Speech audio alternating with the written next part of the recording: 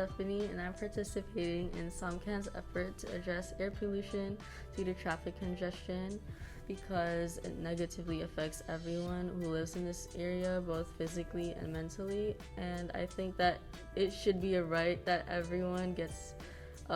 exposed to safe conditions. As a person who essentially grew up in this area, I've been constantly, I know the things that are happening in this area, like the highways and the cars and the traffic congestion. Personally, like the air quality is not as good.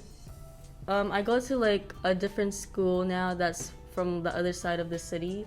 and when you go to that area, you can easily tell the difference between the air, and I think that's really telling on how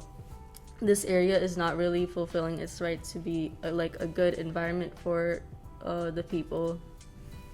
I live near the main street, sort of like a main street, so I'm constantly exposed to like the cars, especially since it's like literally right in front of like where I live. And there was like a time where it was like late at night, and there was like in the street there was just this one car that was blasting like random music, and that really like bothered with me because it was late in the night and I was supposed to sleep, and it took like 30 minutes for the for it to stop and like the cops to interfere. And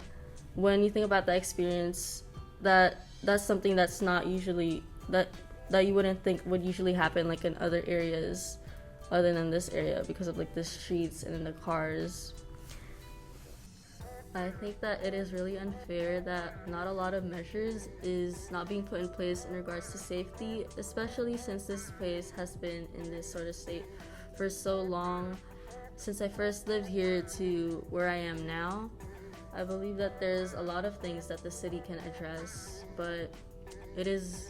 not very infuriating that not a lot of things is being done with it. And I think that the safety of the people here in Soma should not be a privilege, but also be a right.